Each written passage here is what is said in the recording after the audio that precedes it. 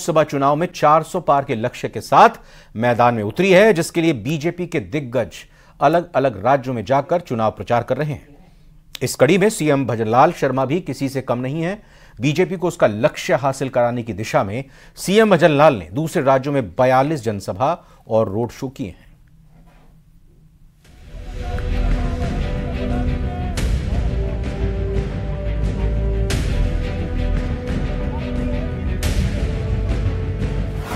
अब की बार 400 पार, सीएम भजनलाल शर्मा ने लगाई जी जान। दूसरे प्रदेश में की 42 जनसभा और road show.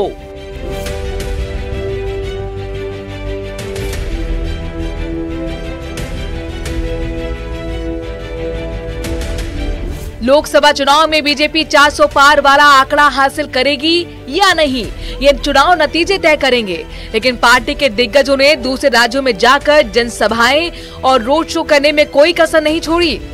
CM Bhajanlal Sharma की बात करें तो उन्होंने दूसरे राज्य में 42 जनसभा, सम्मेलन और रोड शो किए। प्रवासी राजस्थानी और मारवाड़ी बाहुल्य राज्यों और लोकसभा सीटों पर प्रवासी सम्मेलन किए।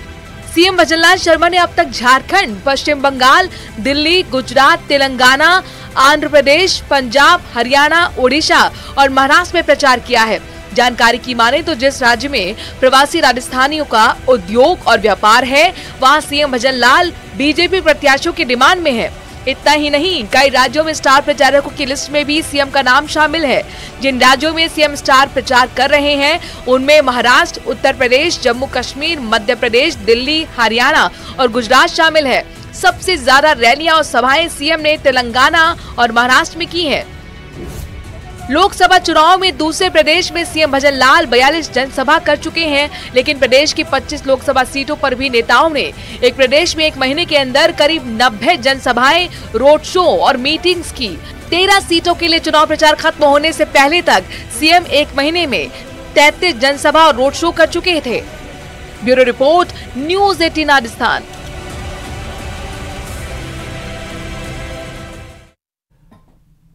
खेतड़ी के कोलिहान खदान हादसे को लेकर जांच जारी है, लेकिन इस बीच खदान में डीजीएमएस टीम खदान का बारीकी से निरीक्षण कर हादसे के कारणों का पता लगाने में जुटी हुई है। आज भी जांच जारी होने के कारण खदान में खनन का कार्य बंद है। डीजीएमएस टीम ने खदान पर नोटिस चस्पा कर ठेका कर्मियों से जानकारी मांगी है। डीजीएमएस टीम के सदस्य नैरोमेट वाहन से खदान में घटनास्थल पर पहुंचे और घटनास्थल का निरीक्षण किया। विजिलेंस टीम के अधिकारी स्थानीय खदान अधिकारियों और कर्मचारी के साथ खदान की जांच के लिए पहुंचे थे। इसी दौरान लिफ्ट का रस्सा टूटने से हादसा हो गया। लिफ्ट 1875 फीट गहराई में जा फंसी। हादसे में विजिलेंस टीम के मुख्य सतर्कता अधिकारी उपेंद्र पांडे की मौत हो गई, जबकि 14 लोग घायल जो हुए थे उनका जयपुर में इलाज जारी है।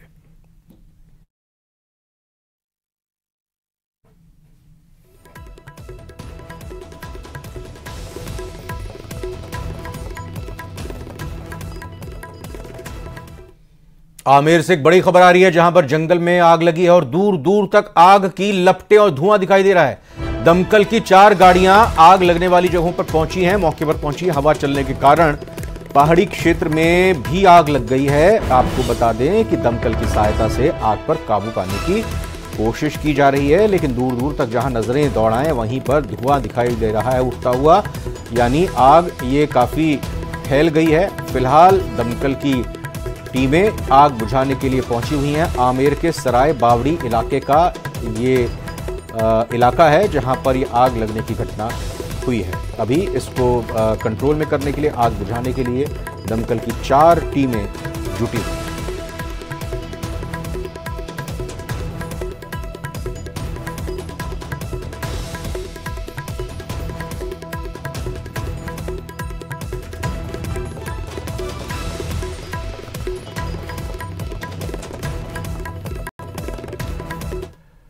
कोटड़ी भट्टी कांड से जुड़ी बड़ी खबर आपको बताते हैं। नाबालिग से गैंगरेप कर फिर भट्टी में जलाने के मामले में 10 महीने बाद भीलवाड़ा पॉक्सो कोर्ट ने फैसला सुरक्षित रख लिया है। कोर्ट ने कुल 9 आरोपियों को जो थे उनमें से 7 को बरी कर दिया है और 2 को दोषी माना है, जिनकी सजा का फैसला कोर्ट में सोमवार को सुनाया जाएगा।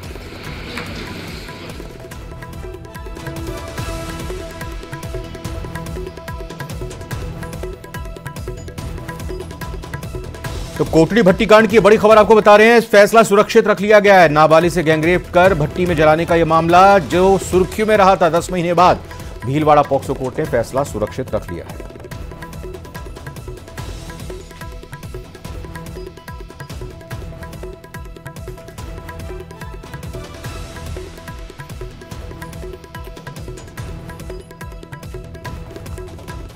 इधर कोटा के कोर्ट परिसर में 2 महिला वकीलों के बीच कहासुनी हो गई। मामला इतना बढ़ा कि कोर्ट परिसर में हंगामा खड़ा हो गया। अभिभाषक परिषद तक बात पहुंची तो परिषद ने दोनों महिला वकीलों को बार की सदस्यता से निष्कासित कर दिया। एक महिला वकील द्वारा कोर्ट में तलवार लेकर आने की बात के बाद हड़कंप मच गया। हालांकि अभिभाषक परिषद के वकीलों ने तलवार लेकर कोर्ट में पहुंचने के आरोपों को निराधार बताया है।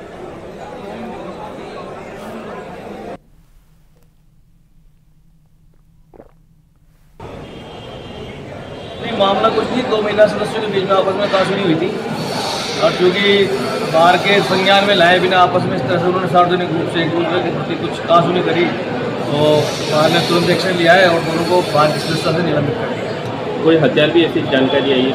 नहीं, हथियार वगैरह कुछ नहीं है, केवल आपस में उनकी कहासुनी होगी। दोनों साथ ही काम करते हैं, गर्मी का टाइम में थोड़ा हो जाता है तो वही उनकी कहासुनी, तो बार ने उन दोनों को अनुशासन हिंसा मानते हुए निष्कासित कर दिया। कितने समय के लिए? 6 महीने के लिए? अनिश्चितकाल। नाक केमिकल वाले नालों के पानी से सींची जा रही सब्जियों से सावधान किया था। आज हम उन मंडियों से लेकर ठेलों पर बिकने वाले फलों का सच भी आपके सामने लाएंगे, जिन्हें मीठे ताजा समझकर आप परिवार समेत खा रहे हैं। इन फलों को जहरीले केमिकल से पकाया जा रहा है।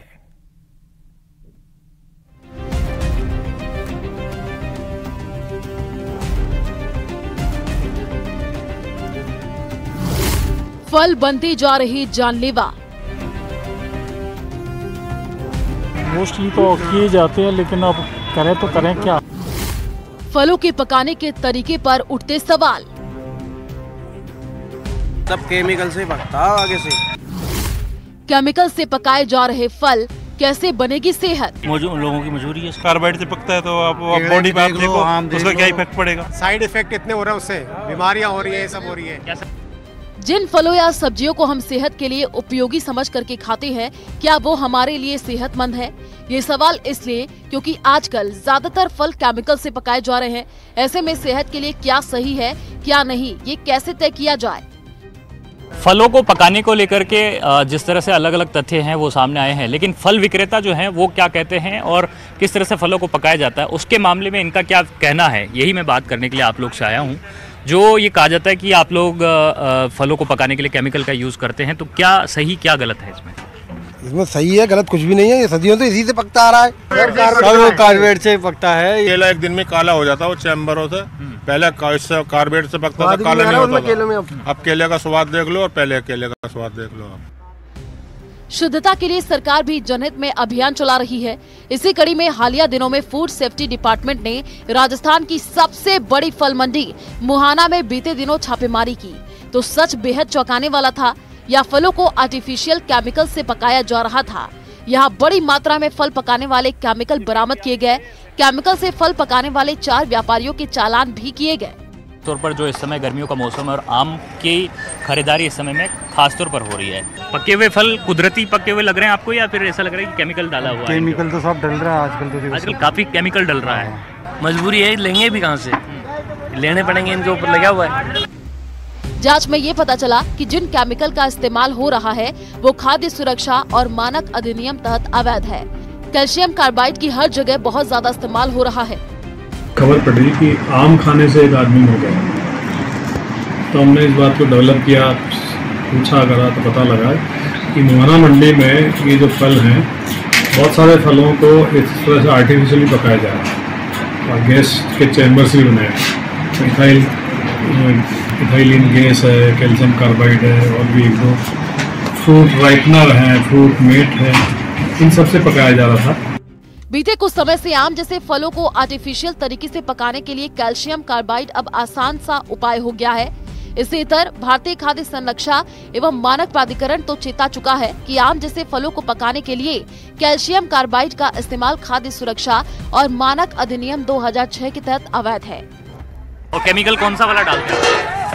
चाइनीज पुड़िया आती है भैया, वे के लगाते हैं जो चाइनीज पुड़िया से पक जाएगा कितनी देर में? मान्यता है जिसको। अच्छा, कितनी देर में पक जाता है ये भाई 3 से 4 दिन में पकता है भैया।